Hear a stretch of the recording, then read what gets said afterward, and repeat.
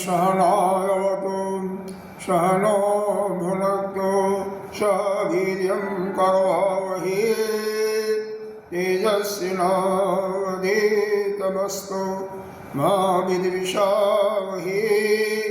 ओम शांति शांति शांति। सच्चिदानन्दरूपाय विश्वोत्पत्त्यादिहेतवे तापत्रयविनाशाय श्रीकेशाय वयं नमः। नारायणं नमस्कृत्य नरं चैव नरोत्तमं देवीं सरस्वतीं व्यासं ततो जयमुदीरयेत्। अखण्डमण्डलाकारं व्याप्तं येन चराचरं तत्पदं दर्शितं येन तस्मै श्रीगुरवे नमः। अज्ञानतिमिरान्धस्य ज्ञानाञ्जनशलाकया चक्षुरुन्मीलितं येन तस्मै श्रीगुरवे नमः। गुरुर्ब्रह्मा गुरुर्विष्णु गुरुर्देवो महेश्वरः गुरुः साक्षात् परं ब्रह्म तस्मै श्रीगुरवे नमः। त्वमेव माता च पिता त्वमेव बन्धुः च सखा त्वमेव विद्या द्रविणं त्वमेव सर्वं मम देवदेव। गजाननं भूतगणादिसेवितं कवेदजम्बो बलचारुभक्षणम् उमाशतं शोकविनाशकारकं नमामि विघ्नेश्वरपादकं भजम्। आनंद श्री विभूषित 1008 श्री पंचायती महानिर्वाणी अखाड़ा की वरिष्ठ श्रोत्रिय वरिष्ठ महामंडलेश्वर एवं उत्तर प्रदेश समाज के अध्यक्ष सदगुरुदेव भगवान के चरणों में कोषानुमन बंधन अर्चन। यहाँ के पीठाधीश्वर महामंडलेश्वर स्वामी भास्करानंद जी के चरणों में कोषानुमन बंधन अर्चन। यहाँ के अधिष्ठाता देव पंडित जी भक्तजन सभी के अंतःकरण में विराजमान आत्मस्वरूप परमात्मा को नमन करते हैं।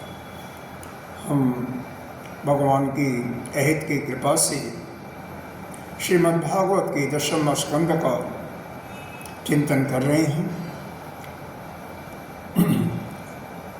कल हम लोगों ने महाराष्ट्र के अंदर देखा था कि वह महाराष्ट्र शरद पूर्णिमा की रात्रि है। चंद्रमा आकाश में अपने फुल फ्लेज में कितना जमुना जी भी पूरे उफान के साथ कितना रमणीय वह महाराष्ट्र लीला बन गया है कि उसको देखने के लिए सभी विमानों से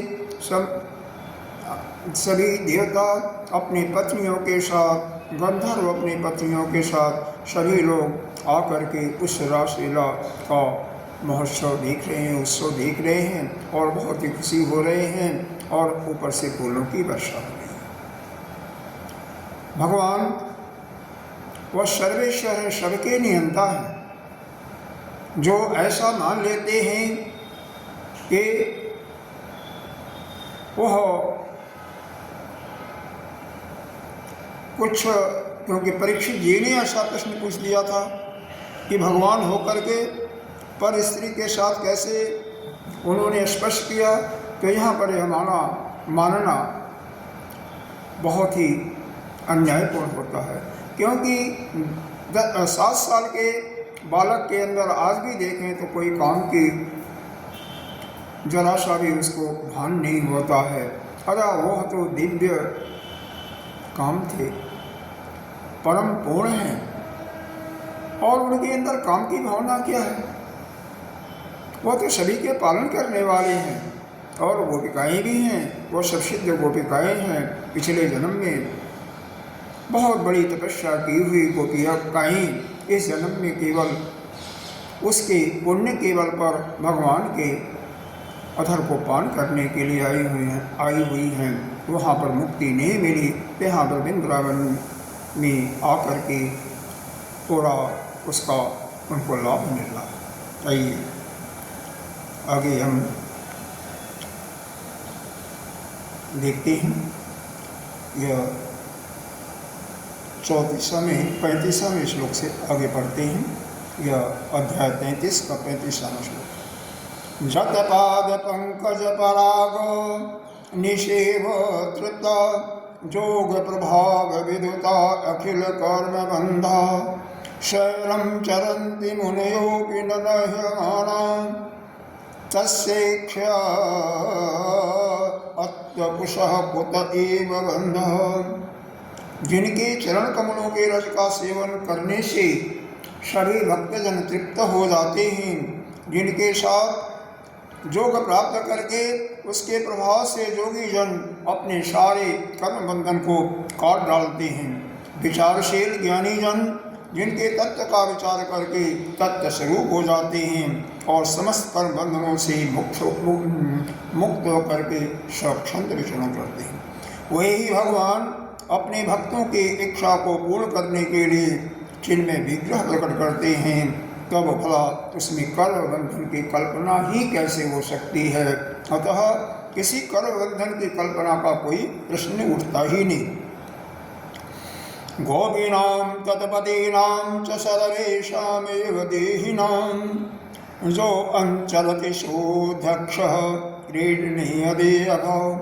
गोपियों को उनके पतियों के और संपूर्ण शरीरधारियों के अंतःकरण में जो आत्म रूप से विराजमान हैं, जो सबके साक्षी और परमपति हैं, वही तो अपना दिव्य चिन्मय विग्रह प्रकट करके यह लीला का एक विशाल आनंद प्रकट कर रहे हैं। अनुग्रह इसलिए अपने जीवों पर कृपा करने के लिए तो कहा गया, अनुग्रह भूतानां मानुषं देहमाश्रितः। अरे भगवान अपने जीवों पर कृपा करने के लिए अपने को ही मनुष्य रूप में प्रकट करते हैं। और क्या, भजते तादृशी क्रीड़ा या श्रुत्वा तत्पर भवेत्। और ऐसी लीलाएं करते हैं जिनको सुन करके जीव भगवत परायण हो जाए। इस लीला का परम उद्देश्य यही है कि इसको बारंबार सुन करके इसको जिन्होंने देखा वो भगवत परायण भगवान के प्रति पूर्ण श्रद्धा से युक्त होकर के भगवान में ही हो जाए, उनके अंदर भगवताकार व्यक्ति हो। नाशूयन खड़कृष्णाय मोहितास्य माया मन्यमाना पार्श्वस्थान शान शान दारान ब्रजवसः। ब्रजवासी गोपियों ने भगवान कृष्ण ने जरा सा भी दोष बुद्धि नहीं दिया। वही उनकी जोग माया से मोहित होकर के ऐसा समझ रहे थे कि हमारी पत्नियां हमारे पास ही हैं। और क्या, ब्रह्मरात्रोपाविर्ते वासुदेव अनुमोदिता अनेक्षतो जजुर्गोप्यः स्वगृहान भगवतव्य। ब्रह्म की रात्रि के बराबर वह रात्रि, मतलब 1000 सहस्त्र की सहस्त्र युगों की, ये जो चारों युग है चतुर्युगी की 1000 युग जब बीत जाता उतनी बड़ी लंबी रात्रि ही बता रहे हैं। यद्यपि गोपियों की इच्छा घर लौटने की नहीं थी, फिर भी भगवान कृष्ण की आज्ञा से वही अपने अपने घर चली गई और अपनी प्रत्येक चेष्टा से, अपने प्रत्येक संकल्प से भगवान को ही योगी प्रसन्न करना चाहती थी। वेकेडं व्रजबधोभिहितं च विष्णो श्रद्धायुतो अनुशृणुयादथ वर्णयेदजः भक्तिं परां भगवती प्रतिलभ्य कामं हृदोगमस्य कहिनोत्तच्चिरेण धीरः। हे परीक्षित, जो धीर पुरुष ब्रज ज्योतियों के साथ भगवान कृष्ण के इस चिन्मय रास विलास का श्रद्धा के साथ बार बार श्रवण और वर्णन करते हैं, उसे भगवान के चरणों में पराभक्ति प्राप्त होती है और बहुत ही शीघ्र अपने हृदय के रोग कमल काम विकार से छुटकारा पा जाते हैं। उनका काम भाव हमेशा के लिए, हमेशा के लिए नष्ट हो जाता है। यहाँ पर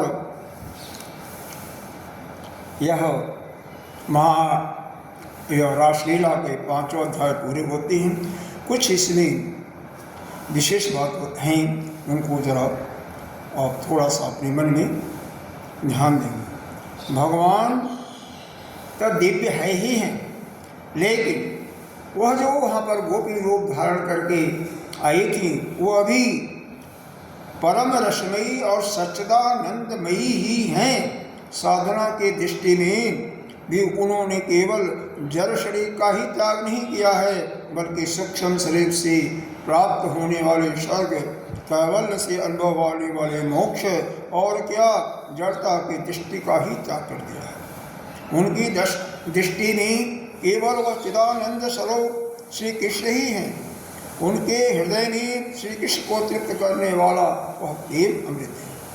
उनकी इस अलौकिक स्थिति में अस्थूल शरीर, उसकी स्मृति और उसके संबंध से होने वाले अंग संग की कल्पना किसी प्रकार की नहीं की जा सकती। ऐसी कल्पना तो केवल देहात्म बुद्धि जो रखते हैं, जो देह को ही आत्मा मानते हैं, देह को ही अपना मान करके पकड़े हुए हैं, वही करते हैं। जिन्होंने गोपियों को पहचाना है, उन्होंने गोपियों के चरण धूलि का स्पर्श प्राप्त करके कृतकृत्य हुए हैं।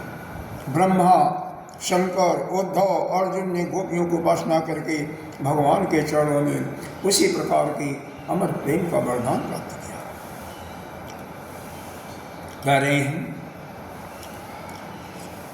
इसी कर्म बंधन के कारण हमें यह पंच भौतिक शरीर मिलता है, यानी कर्म का फल अकाट्य है। जो जैसा कर्म करेगा उसी के अनुसार उसको फल मिलेगा। यह स्थूल शरीर जो है रक्त, मांस, मेदा, मज्जा, अस्थि आदि से भरा हुआ और चमड़े से ढका हुआ है, यानी चमड़े से इसका प्लस्तर हुआ है। जैसे अच्छी बिल्डिंग बना लो और जब उसको पेंट इत्यादि कर लेते हो तो बिल्डिंग अच्छी होती है, लगती है, सुंदर अच्छी लगती है। उसी प्रकार से ये शरीर भी ऊबड़ खाबड़ कैसे बना हुआ है, क्योंकि इसके अंदर तत्वों अगर विचार करें तो 7 तत्व हैं। क्या है? रस, रक्त, मांस, मेदा, मज्जा, वीर और हड्डी। बाद में ऊपर से त्वचा का पेंटिंग किया हुआ है, जो कि सुंदर नाना प्रकार के रूपों में है। अंदर तो सभी प्रकार से हैं। वह बाहर से पेंट करके वह सुंदर भी लगता है और उसी पर लोग मोहित भी हो जाते हैं। अंदर तो सब विकार ही विकार है, गंदगी ही भरा हुआ है। मल, मूत्र, कफ, वीर, पसीना इत्यादि है। सभी जो हैं वह केवल उनका चिंतन करके, कोई भी जो उनका चिंतन करेगा वह उससे मुक्त हो जाएगा। वह भगवान को, उस परम स्वरूप को प्राप्त कर सकता है। अरे हम शरीर से क्यों प्रेम करते हैं? थोड़ा सा विचार तो करें, शरीर में क्या है? 7 धातुएं जो बताई गई उनको याद करें। रस, रक्त, मांस, मज्जा, मेदा, वीर, हड्डी, यही तो है। ऊपर से जैसे हम बिल्डिंग का पेंट करते हैं उसी प्रकार से चमड़े से पेंट किया हुआ शरीर ऐसे ही है। अंदर देखेंगे, एक टुकड़ा काट करके रख दीजिए, दूसरे दिन क्या होगा? आप महाराज उसको देख करके घृणा करेंगे। आपके शरीर का ही एक टुकड़ा है और उसे घृणा कर क्योंकि बदबू करेगा। अरे 2 दिन स्नान मत कीजिए, कष्ट भंजन मत कीजिए, बदबू आने लगेगी शरीर से, पसीने का और मुँह से जो भी खाते पीते हैं सब बदबू आएगा। ये शरीर कुछ नहीं, एक फैक्ट्री है, कारखाना, जिसमें मल, मूत्र, वीर इत्यादि बनता और कुछ नहीं। तो इस शरीर को इस प्रकार से विचार करते हुए जो बुद्धिमान पुरुष होता है किसी भी ऊपर आसक्त नहीं होता है। क्यों? कि यह शरीर तो ऐसा है कि केवल दुख का ही कारक है। केवल ऊपर से सुंदरता चमड़े के कारण दिखाई देता है, अंदर तो गंध ही भरा हुआ है। और क्या, अंतःकरण में अगर विचार करते हैं तो एक दूसरे के प्रति क्या बढ़ा हुआ है, क्रोध, काम, क्रोध, लोभ, मद, मोह, मत्सर सभी के अंदर विराजमान है। तो जो इनको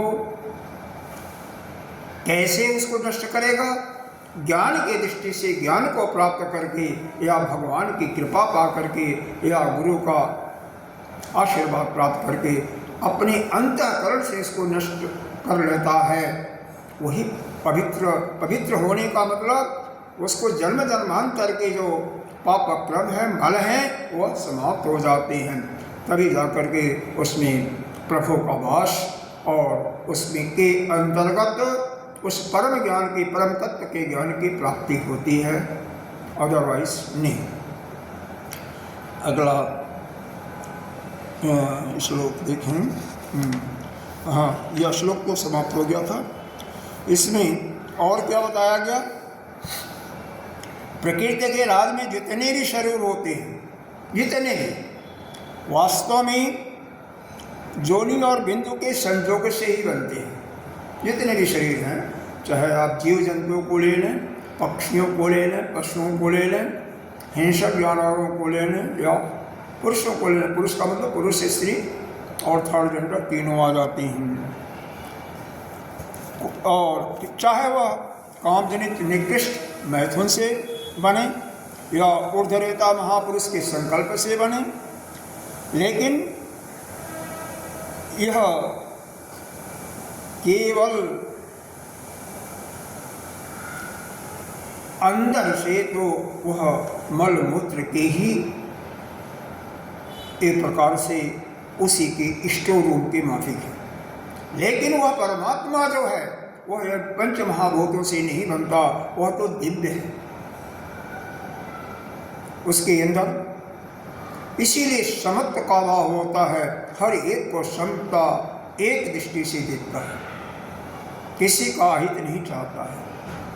हमें जो ये हम सोचते हैं कि हमारा ही अनिष्ट हो रहा है, हम ही बारंबार दुख पा रहे हैं और हमारा पड़ोसी तो हमेशा सुखी है, तो वह परमात्मा नहीं देता है, बल्कि उसके ही पिछले कर्मों, जन्मों के कर्मों का फल है।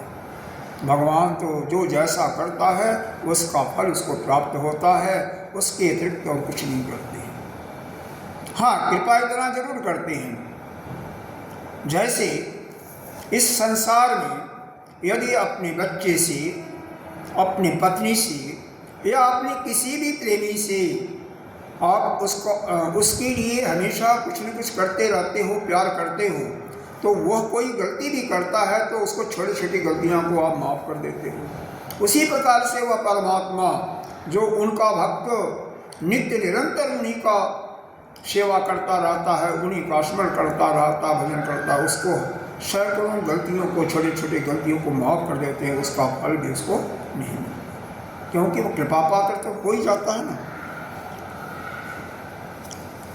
कह रहे हैं ब्रह्मा ये चला जाता है।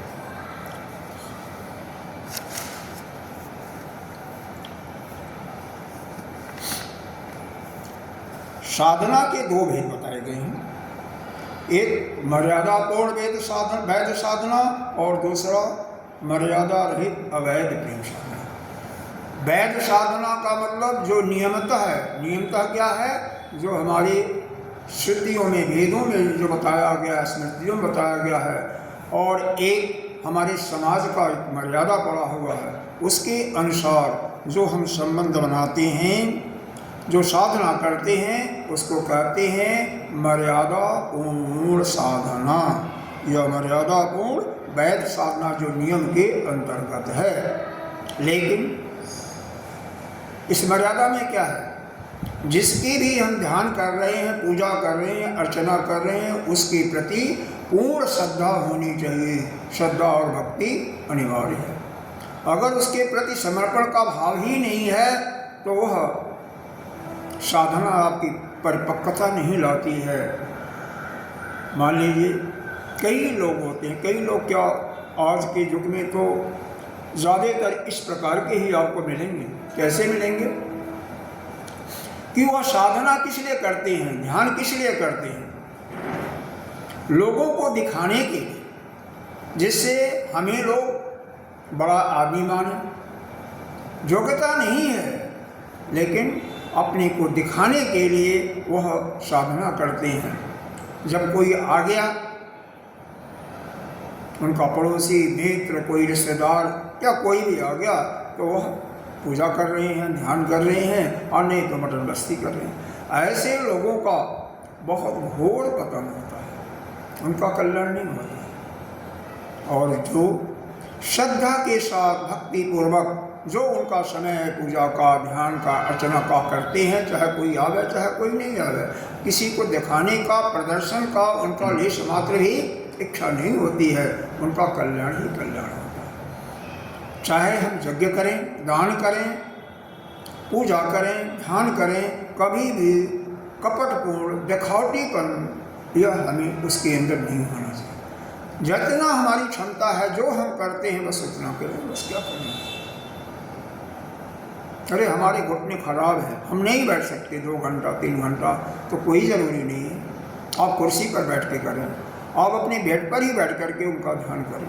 आपकी आंखें नहीं बंद होती, आप आंखें खोल करके करें।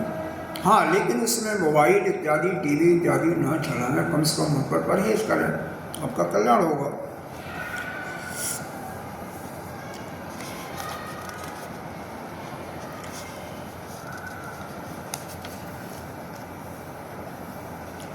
कहते हैं, अब इस पर कटाक्ष कर रहे हैं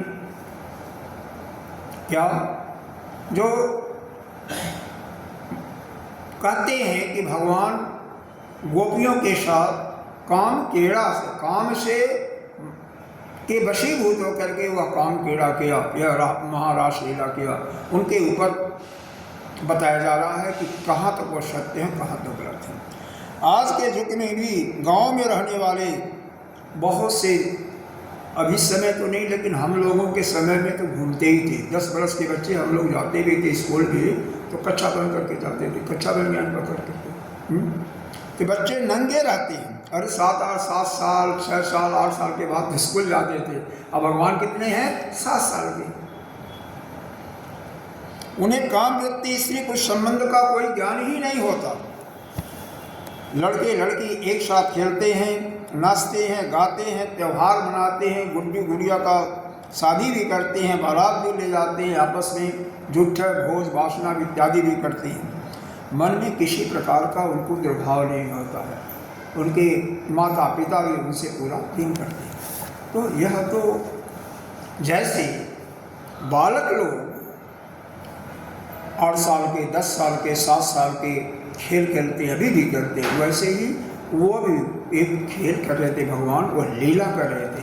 चूँकि वह दिव्य पुरुष हैं, समर्थ, कहीं नहीं दोष से गोसाई, उनको किसी चीज़ का दोष नहीं लगता है, तो वह तो दिव्य हैं। इसलिए उनको देखने के लिए, अरे उनके स्वरूप को, उनके एक झलक देखने के लिए तो सभी लोग लालायित होते हैं। इसीलिए सारे देवता अपनी पत्नियों के साथ, गंधर्व अपनी पत्नियों के साथ, ब्रह्मा महेश सभी आकर के उनका दर्शन करते हैं।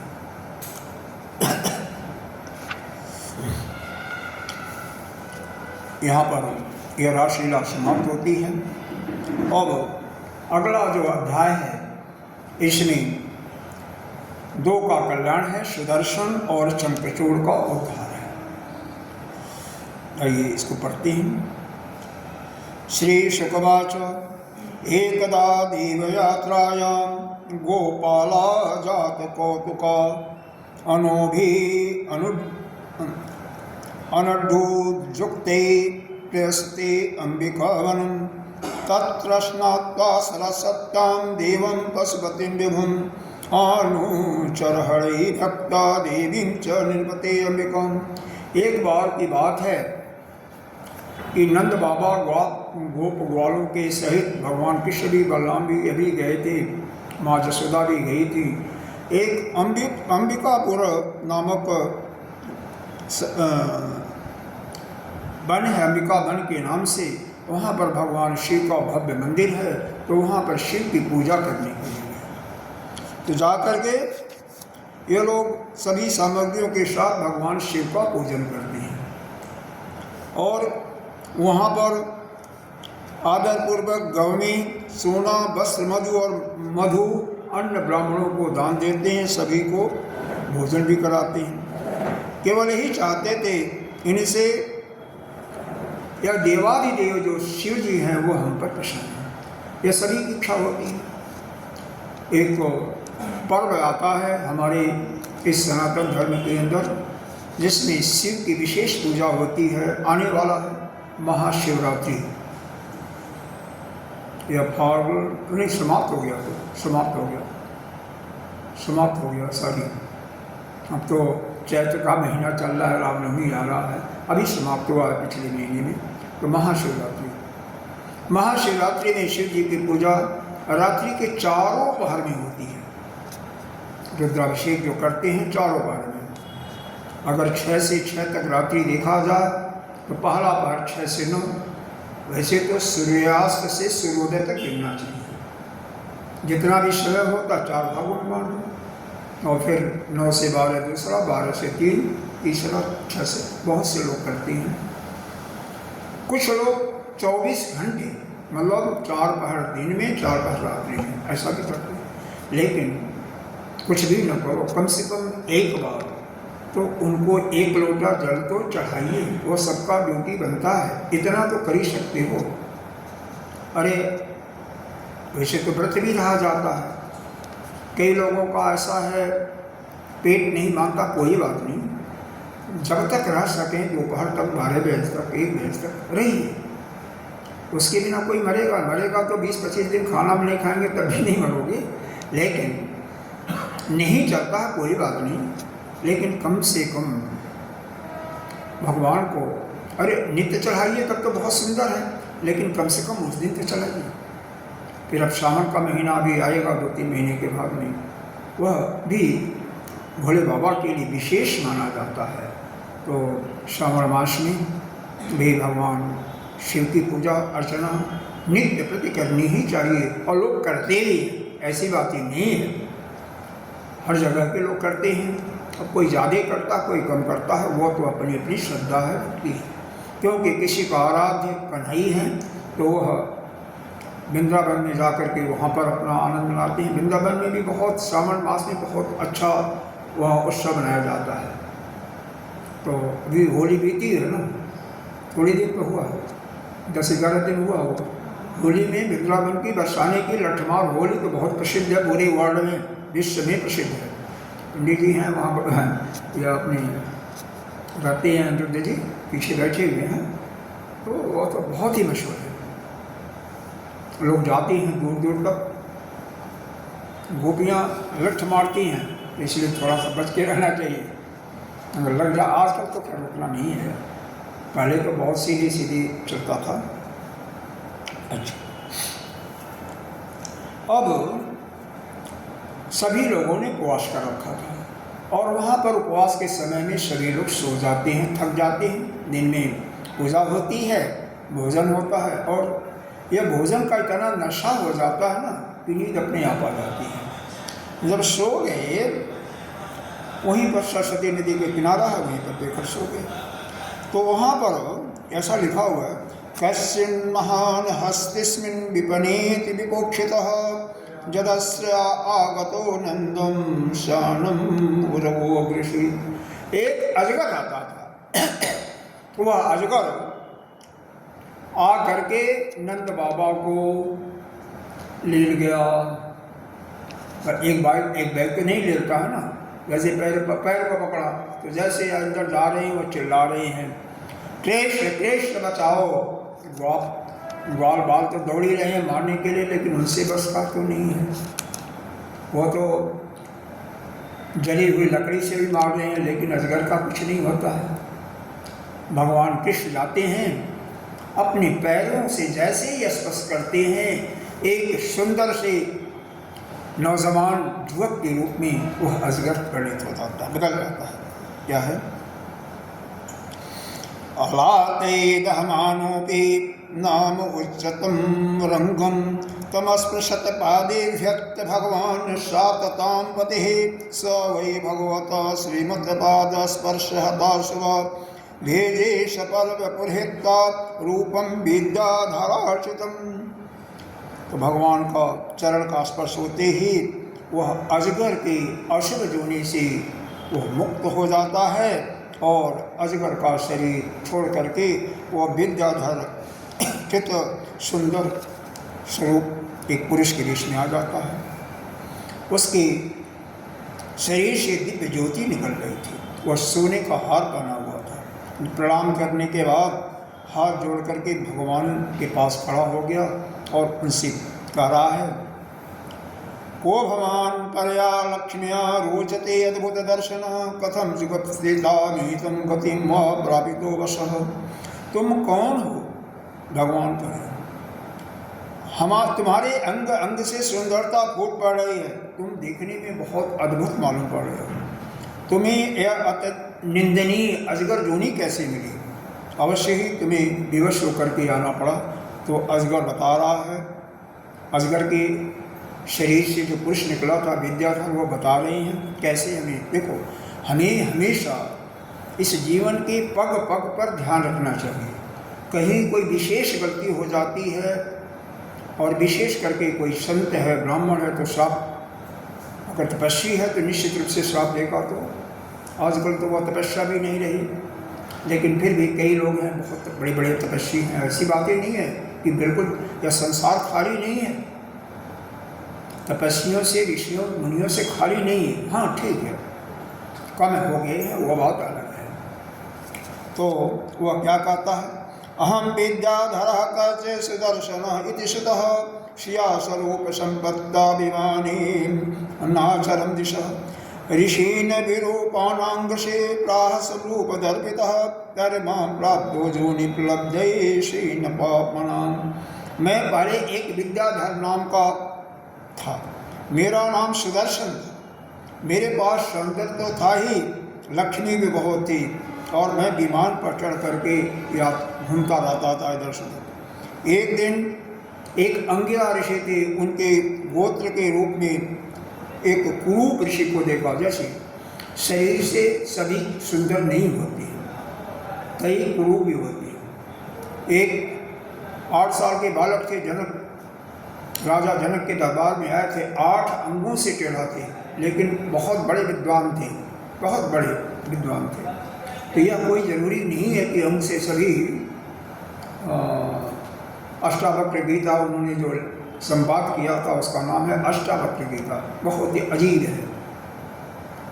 तो उस संबंध, उस अपनी सुंदरता के मद में आकर के उस कुरूप ऋषि का मैंने हंसी उड़ाया, मजाक किया। उस अपराध से उन्होंने श्राप दे दिया और अजगर जोनी में जाना पड़ा।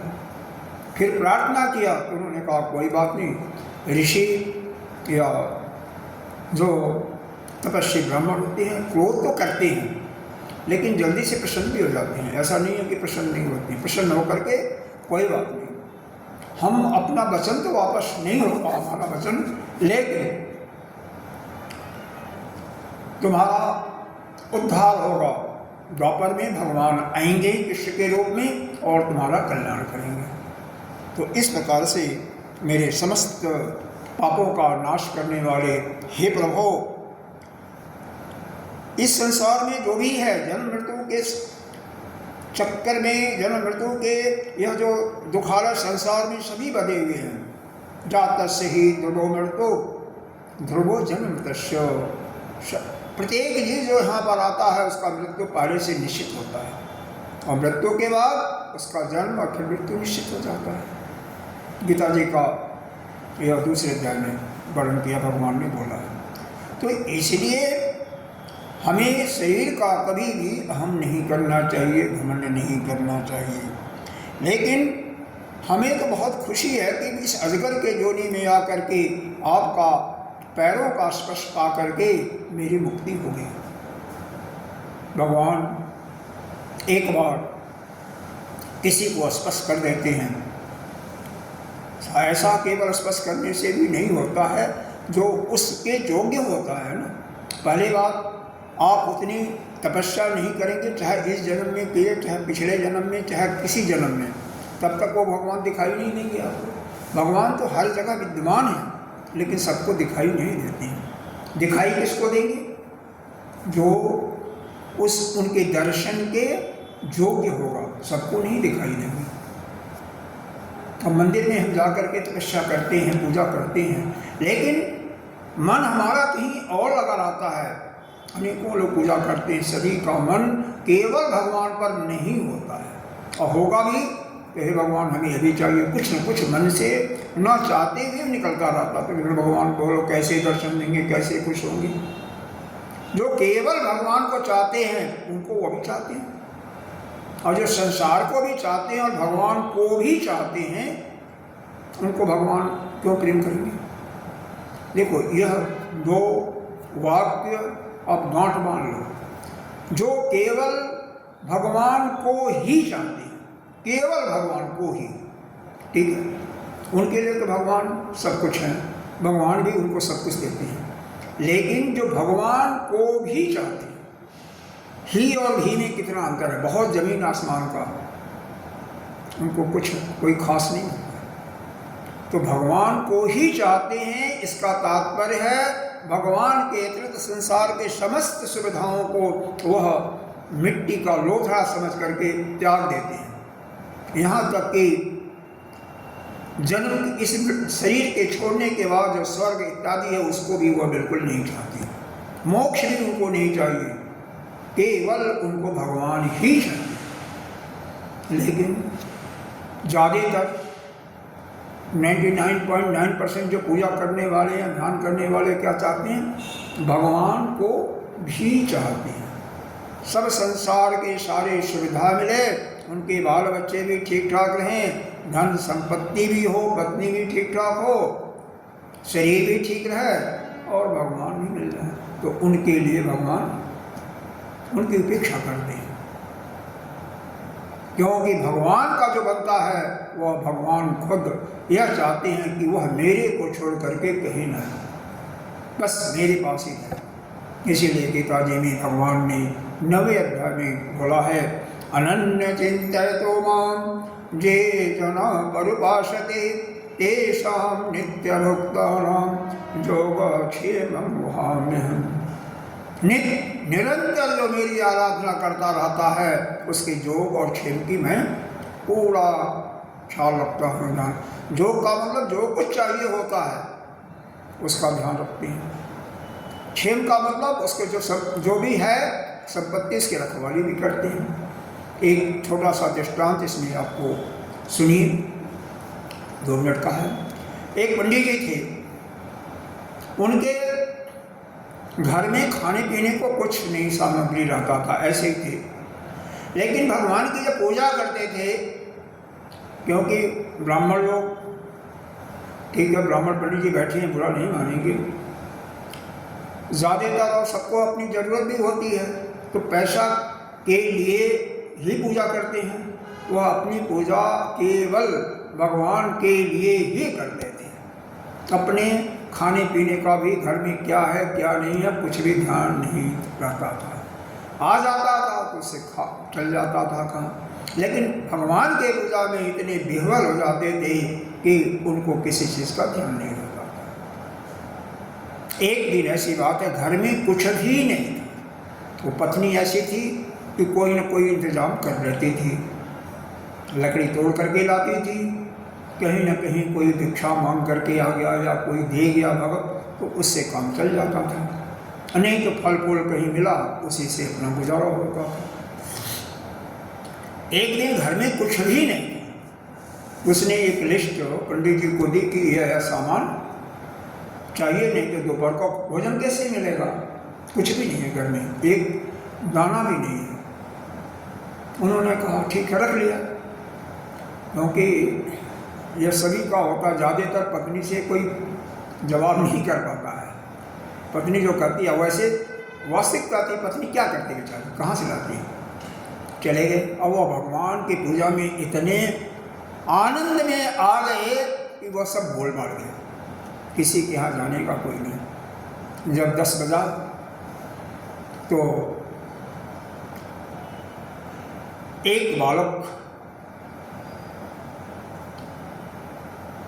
वो बालक कोई और नहीं था, वही कन्हैया भगवान परमात्मा।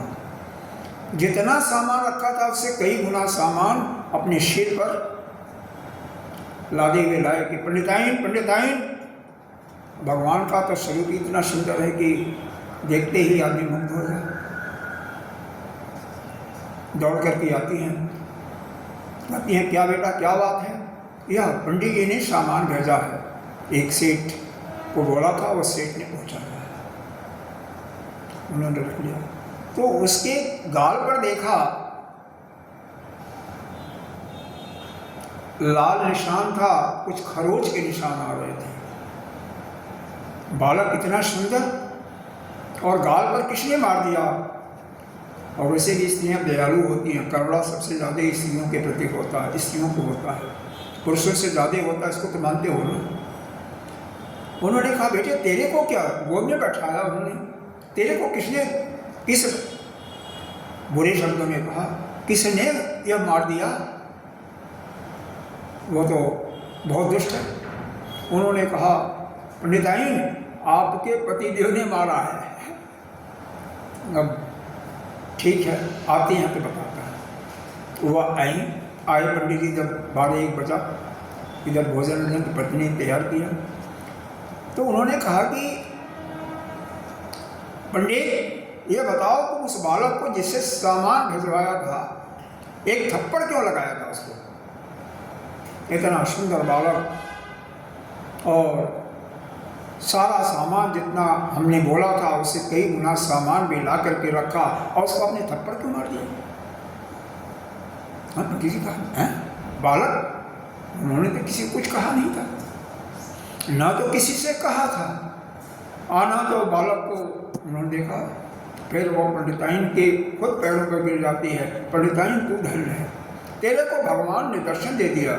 और यह जो मारने की बात है, मैं एक जगह वेद में कुछ गीता जी की बात है, वहाँ पर एक लाल से निशान लगा दिया था कि यह ऐसा नहीं ऐसा होना चाहिए, वही भगवान का थप्पड़ है। क्योंकि भगवान कृष्ण ने जो गीता जी में कहा है या जो कुछ कहते हैं वो सत्य है, उसको यदि हम सत्य न माने, अपने इस संसार की विद्या से, इस अपरा विद्या से कुछ अपने आप उसमें संशोधन करना चाहें तो भगवान के ऊपर वो थप्पड़ है। फिर वो भोजन कहा, वो फिर भगवान का चिंतन करते रहते हैं। खैर यह भगवान की महिमा होती है। तो जो भगवान का नित्य निरंतर चिंतन करते ही रहते हैं या केवल उनको भगवान ही चाहिए, भगवान उसकी पूर्ण रूप से ध्यान रखते हैं। इसलिए हमें केवल भगवान ही चाहिए ऐसा सोच करके ही उनका पूजा ध्यान अर्चना इत्यादि करना चाहिए। भगवान भी चाहिए यह ठीक नहीं। अच्छा आगे देखिए, एक दिन की बात है, बलराम जी और कृष्ण दोनों रात्रि में वन में गोपियों के साथ विहार कर रहे थे। क्या घटना घटती है, कदाचित गोविंदो राम अच्छा अद्भुत विक्रम। यहाँ पर राम शब्द बलदाऊ जी के लिए आया है, तो उनका नाम था बलराम, ठीक है। विजह तू वनेरात्याम मध्य गौ ब्रज जोषितम। भगवान कृष्ण पीला पीताम्बर सफ़ेद और बलराम जी नीला पीताम्बर धारण की, नीला धारण की। इनका पीला वस्त्र था और उनका नीला, दोनों बहुत सुंदर, उनका चंदन लगा हुआ था, बहुत ही सुंदर मालूम पड़ रहे थे। अभी अभी सायंकाल हुआ था, आकाश में तारे जगमगा रहे थे और भौरे इधर उधर मस्त होकर के उस सुगंध से गुनगुना रहे थे। मंद मंद हवा चल रही थी। उसी समय भगवान राम और कृष्ण दोनों, यानी बलराम और कृष्ण ने एक सुंदर ध्वनि लगाई गाने की।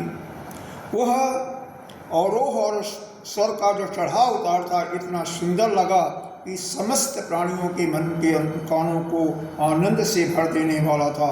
उनका गाना सुनकर के सारी गोपियाँ मोहित हो जाती हैं। हे परीक्षित, उनको अपने शरीर की शुद्ध नहीं रहती है और सभी अपने वस्त्रों का भी ध्यान नहीं, बस नीचे जा रहा कहाँ जा रहा है। इस प्रकार से वह वहाँ पर सभी लोग आकर के भगवान के चारों तरफ फैल जाते हैं। गोपस्तगीतमाकर्ण मूर्छिता न विदन्निभ संशुकूलमात्मानम् अस्तस्तकी सस्रन्ततः एवं विकेटतो स्वर शैरं गायतो संप्रमत्वत शंखचूड़हित ख्यातो धन्य अनुचरो व्यक। जिस समय बलराम और श्याम दोनों भाई इस प्रकार सक्षम विहार कर रहे थे, उनको उन्मत्ति भांति गा भी रहे थे, उसी समय एक जक्ष आया शंखचूड़ नाम का, जो कुबेर का सेवक था।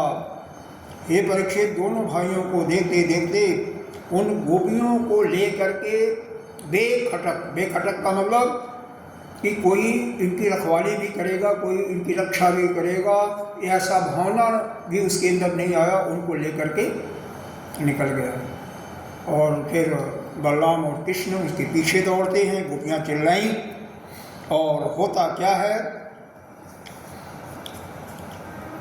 कैसे जाते हैं, इन्होंने देते हैं हाथ में एक साल का वृक्ष ले लेते हैं और कहते हैं चिंता मत करो, मैं पहुंच गया। जक्ष ने देखा कि काल और मृत्यु के समान दोनों भाई आ रहे हैं तो वह घबरा जाता है। उसने गोपियों को वहीं छोड़ करके भाग गया। भगवान कृष्ण ने बलराम जी को बोला, तुम इनको ले करके चलो और मैं इसका काम तमाम करके आता हूँ। भगवान कृष्ण दौड़ते हैं। उसके यहाँ पर माथे पर एक मणि था, उसको भगवान लेना चाहते थे और अंत में उसको वध करके वह मणि को निकाल लेते हैं और उसका भी कल्याण हो गया। एक प्रकार से खूंसा जमाए और उसके साथ मणि के साथ उसका सिर धड़ से गिर गया और उस मणि को लेकर के बड़े भाई बलराम जी को दे देते हैं। यहाँ पर यह 34वां अध्याय समाप्त होता है।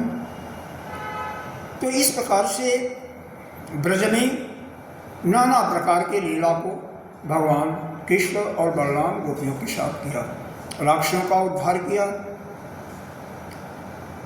इतना हमें याद रखना चाहिए हमेशा कि हमें भगवान ही केवल भगवान ही चाहिए, ऐसा ही मन में एक दृढ़ इच्छा करते हुए भगवान का पूजा, ध्यान, अर्चना, यज्ञ इत्यादि करना चाहिए।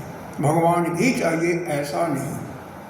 इन्हीं के साथ आज का यह कथा समाप्त करते हैं। ओम पूर्णमदः पूर्णमिदं पूर्णात् पूर्णमुदच्यते पूर्णस्य पूर्णमादाय पूर्णमेवावशिष्यते। ओम शांति।